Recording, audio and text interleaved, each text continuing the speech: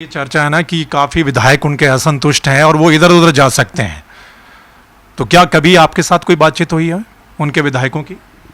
मैंने कहा विधायक मेरे को मिलते रहते हैं, लेकिन अभी इससे कोई बात हुई नहीं, और हुई भी होगी तो आज तो मैं बताने वाला हूँ नहीं आपको।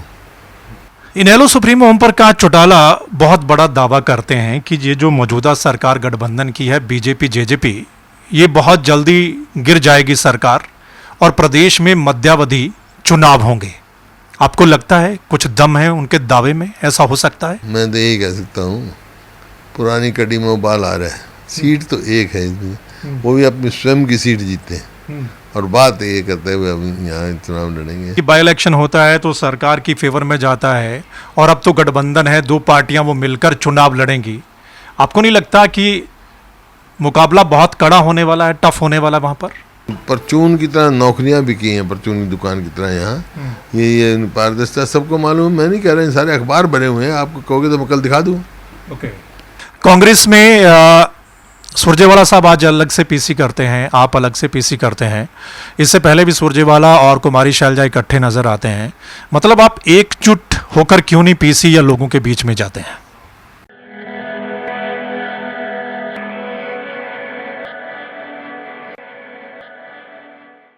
नमस्कार दोस्तों, मैं हूं आपका मित्र सर्वमित्र, और द मसला में आज हमारे साथ हरियाणा के पूर्व मुख्यमंत्री हुड्डा साहब हैं। और हुड्डा साहब से हम जो मौजूदा हालात हैं प्रदेश में उस पर चर्चा करेंगे। काफ़ी समय बाद, लॉकडाउन के बाद आज हमारी हुड्डा साहब से मुलाकात हुई है। लेकिन हुड्डा साहब ने कल जो एक बयान दिया उससे हरियाणा की राजनीति में मानसून के इस मौसम में थोड़ी गर्मी आ गई है।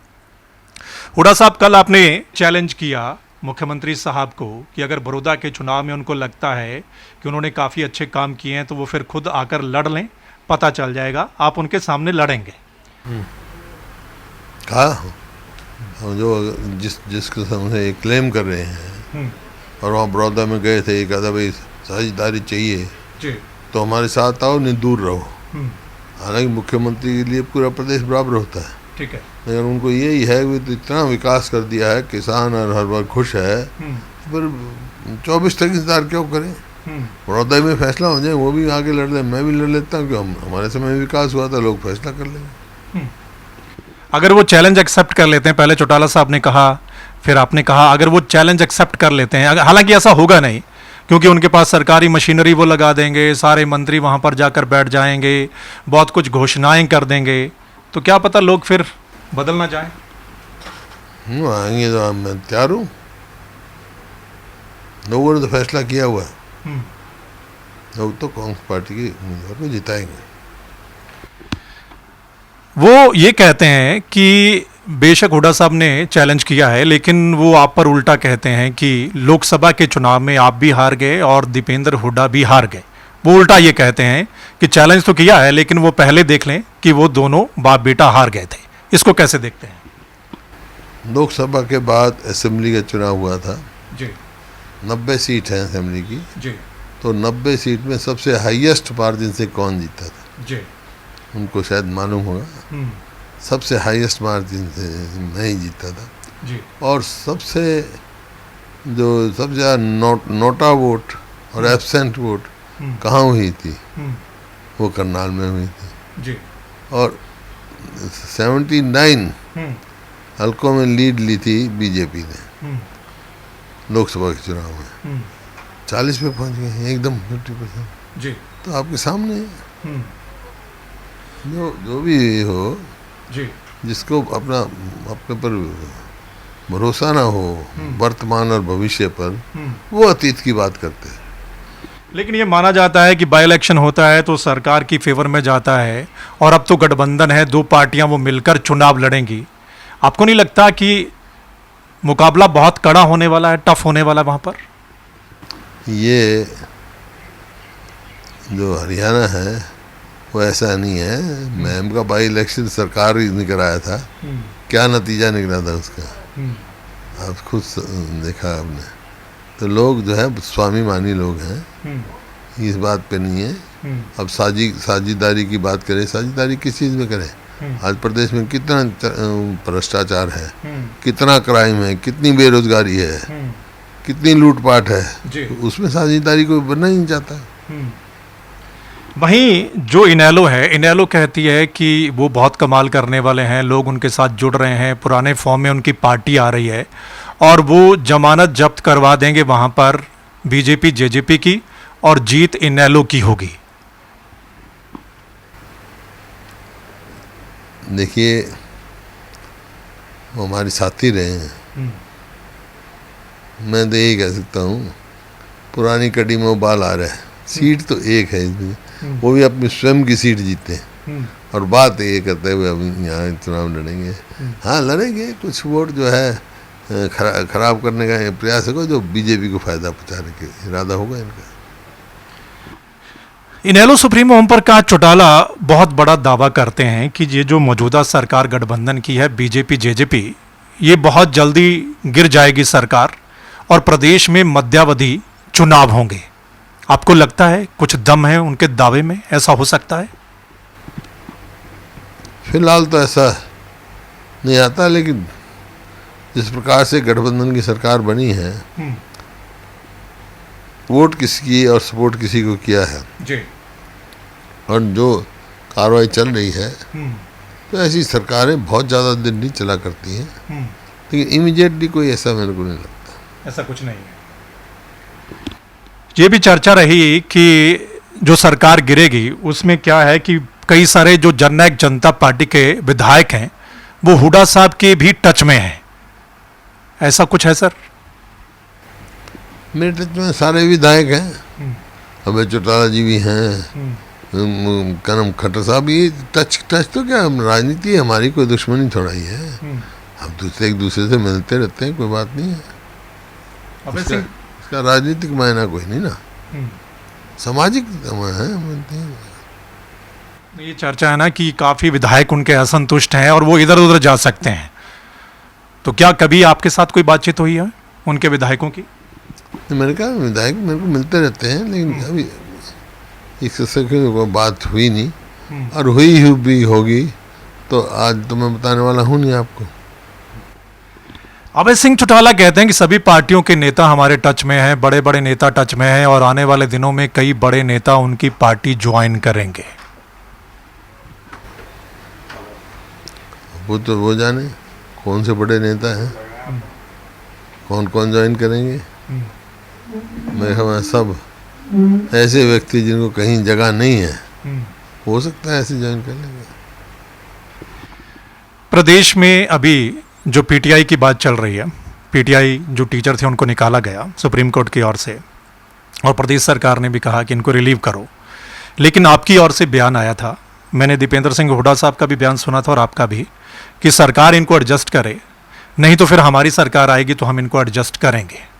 क्या करेंगे जब आपकी सरकार आएगी? सही बात है, इनको जो है एडजस्ट करना चाहिए। जब सुप्रीम कोर्ट ने फैसला किया है कि 5 महीने में इनमें से आप करो, तो जब तक नई रिक्रूटमेंट नहीं होती तो इनको कार्य कर देना चाहिए था। बनने तो इन्हीं में से हैं, तो इनमें से कितने बनेंगे कितने नहीं बनेंगे, और ज़रूरत है तो और भी बन सकते हैं, तो कोई ना कोई इनका रास्ता निकालना चाहिए। निकल सकता है अपने संवैधानिक ताकत का इस्तेमाल करके, रास्ता हमने भी निकाला था। जैसे जो बजनाल के समय में जो पुलिस में भर्ती हुए थे, या ओम प्रकाश चौटाला जी के समय की बात है, 1800 सिपाही सुप्रीम कोर्ट के फैसले से हार गए थे, उनको हमने रास्ता निकाला। हालांकि सुप्रीम कोर्ट से निकले हुए थे, सबको जेल वार्डन लगाया हमने, रास्ता निकले। और खास तौर पर जब कोरोना काल चल रहा है, तो रोज़गार छीनना नहीं चाहिए, रोज़गार देना चाहिए। आज सब सारे समस्या में है। डीए पर भी रोक लगा दी, कर्मचारी हैं डीए पर तो अभी 2021 तक लगाई है, तो आगे भी लगा देंगे डीए की छुट्टी। और आपका जो पीटीआई जो जिनकी मौत हो चुकी है, उनके विधवाओं को जो पेंशन मिलती थी वो भी रोक लगा दी। पता नहीं क्या ये इकोनॉमिक फासिज्म होती है, इसी को इकोनॉमिक फासिज्म कहते हैं। लेकिन कल एक जो इन्होंने मसौदा का जो प्रारूप था उसको मंजूरी दी कि प्रदेश के जो नौजवान हैं उनको 75% प्राइवेट जॉब में हम रिजर्वेशन देंगे, वो लगेंगे, और उसका दावा किया जा रहा है कि ये हमने वादा किया था जो हम पूरा करने जा रहे हैं। ये तो 2011 ईएपी में प्रावधान है भाई, नई बात नहीं है। ये 6 साल तक लगे रहे, इन्हें कौन से लगाए, कहाँ किया भाई। और जो अब जो है प्रोस्पेक्टिव्स उसमें लगा रहे हैं, कहाँ इन्वेस्टमेंट आ रही है, जो हार फैक्ट्री है उनमें लगा रहे हैं क्या। ये गुमराह करने की बात है। ये भी अभी चल रहा है कि जिस हिसाब से प्रदेश के जो हालात हैं या जो भी पीछे मामले सामने आए कि पहले धान का घोटाला सामने आता है, फिर शराब का घोटाला सामने आता है, इन्वेस्टिगेशन चल रही है, लेकिन वही कहा जाता है, इनेलो कहती है कि अभी तक कोई भी रिजल्ट नहीं निकला है और वो बीच में ही मामला सारा दब गया है। आपको लगता है ये जो जांच कमेटी बनाई गई इससे कुछ सामने आएगा? मेरे को कोई उम्मीद नहीं है, क्योंकि जब ये घोटाला पकड़ा गया शराब का तो गृह मंत्री ने कहा एसआईटी बनेगी जी, जिसको पावर होती है, इनहेरेंट पावर होती है। तो जब फैसला है, जब एससीटी हो गया, इसका मतलब उसी समय ये फैसला हो गया दिमागी तौर पर इसको गोलमोल कर दिया जाए, इनफेक्टिव बना दिया जाए। हो गया। इतना समय मिलने के बाद तो शराब की घोटाले की पता नहीं कहाँ रिकॉर्ड गया होगा, कहाँ नहीं गया होगा, किसका हो गया होगा। तो मेरे को उम्मीद नहीं है, पता नहीं कहाँ गया। मुख्यमंत्री तो दावा करते हैं कि हमारी सरकार में जो भी हमारे शिकायतें मिली या जो भी मामले उठे घोटाले, हमने जांच करवाई और उस पर कार्रवाई की। कौन से मामले में करवाई इन्होंने? माइनिंग में, जहाँ पर माइनिंग घोटाले में मुख्यमंत्री दफ्तर तक का अंकित किया गया है सुप्रीम कोर्ट द्वारा, उसकी कोई जांच हुई? माइनिंग घोटाले की, धान घोटाले की कोई जांच हुई? चावल घोटाले की कोई जांच हुई? शराब घोटाले की कोई जांच हुई? मीटर घोटाले की कोई जांच हुई? अरावली का जो जमीन का झगड़ा था उसकी कोई जांच हुई? जांच कहाँ हो रही है? जांच नहीं होती है। ये तो चद्दर के नीचे दबाए जा रहे हैं। कौन कौन मिला हुआ है? कहते हैं कि इसमें तो बहुत सारे ऊपर तक जो लोग हैं वो मिले हुए हैं, जिनका सचिवालय में आना जाना, या कोई और बड़े आदमी। तो मैं व्यक्तियों के उसमें नहीं करता, मैं व्यक्तियों के खिलाफ नहीं हूँ, मैं ये जो घोटाले हो रहे हैं इनके खिलाफ हूँ। इनका पूरी तरह से जांच होनी चाहिए, जो भी दोषी हो उसको करो। किसानों की बात कर लेते हैं हुड्डा साहब। लंबे समय से किसानों ने ट्यूबवेल कनेक्शन के पैसे भर रखे हैं, लाखों रुपया उन्होंने भर रखा है, वो अभी भी दर दर की ठोकरें खा रहे हैं। दफ्तर में जाते हैं, अधिकारी कहते हैं कि हमारे पास कुछ नहीं है, वो बोलते हैं कि मंत्री साहब ने बोल दिया है, सरकार ने बोल दिया है, हम कनेक्शन दे रहे हैं। अभी भी हमें फ़ोन आते हैं, हज़ारों किसान हैं, वो बोले कि हमारी फसल का तो टाइम आ गया, हमें ट्यूबवेल कनेक्शन नहीं मिल रहे, हमने लाखों रुपया भर रखा है। ये देखो उनका हक है, और यही तो मैं कहता हूँ, यही सरकार की जो है एफिशिएंसी दिखाती है। कहते हैं कुछ है, करते कुछ है। पहले तो एप्लीकेशन मंगा ली, पैसे जमा करा लिए, अब मतलब किसी को दे रहे, किसी को दे रहे। यहाँ तक कि लोगों ने अपने खंबे खरीद लिए, अपने मीटर लगा लिए, फिर कभी कहते हैं फलाना मीटर लगाओ, हैं, फिर जो उस मीटर में क्यों लगवाना चाहते हैं, क्या इंटरेस्ट है उस मीटर में, समझ में नहीं आएगा। सरकारी नौकरियों का बहुत दावा किया जाता है मौजूदा सरकार की ओर से कि हम बहुत जो कैंडिडेट हैं, जो अच्छे हैं, जो प्रॉपर, उनको हम देते हैं नौकरी, इसमें पारदर्शिता है, भ्रष्टाचार नहीं है। लेकिन बहुत सारे जो भर्तियां हैं अटक गई हैं, मामले काफ़ी अटक गए हैं, और एचटेट की अगर बात करें तो हज़ारों युवाओं ने वो पास कर रखा है, लेकिन भर्तियां निकाली नहीं जा रही हैं।